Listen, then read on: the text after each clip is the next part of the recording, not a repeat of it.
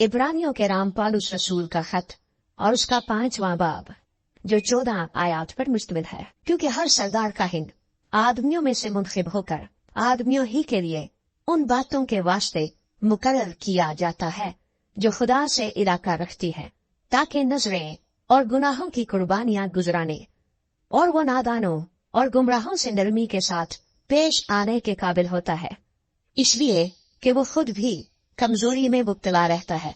और इसी सबब से उस पर फर्ज है कि गुनाहों की कुर्बानी जिस तरह उम्मत की तरफ से गुजराने उसी तरह अपनी तरफ से भी चढ़ाए। और कोई शख्स अपने आप ये इज्जत इख्तियार नहीं करता जब तक हारून की तरह खुदा की तरफ से बुलाया न जाए।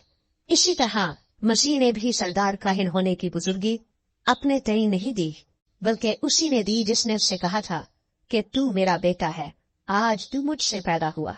चुनाचे वो दूसरे मकाम पर भी कहता है कि तू मल्किसिदक के तौर पर अबद तक काहिन है।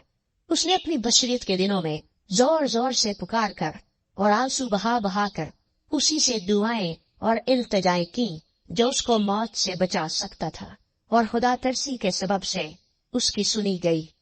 और बावजूद बेटा होने के उसने दुख उठा उठा कर फरमा बरदारी सीखी और कामिल बनकर अपने सब फरमा बरदारों के लिए अबदी निजात का बाइस हुआ।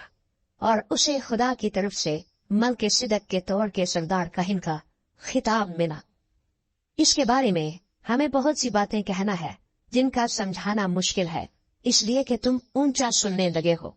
वक्त के ख्याल से तो तुम्हें उस्ताद होना चाहिए था, मगर अब इस बात की हाजत है कि कोई शख्स खुदा के कलाम के इब्तदाई उसूल तुम्हें फिर सिखाए। और सख्त हिजा की जगह तुम्हें दूध पीने की हाजत पड़ गई, क्योंकि दूध पीते हुए को रास्तबाजी के कलाम का तजर्बा नहीं होता, इसलिए कि वो बच्चा है। और सख्त हिजा पूरी उम्र वालों के लिए होती है, जिनके हवास काम करते करते नेकोबद में इम्तियाज करने के लिए तेज हो गए हैं।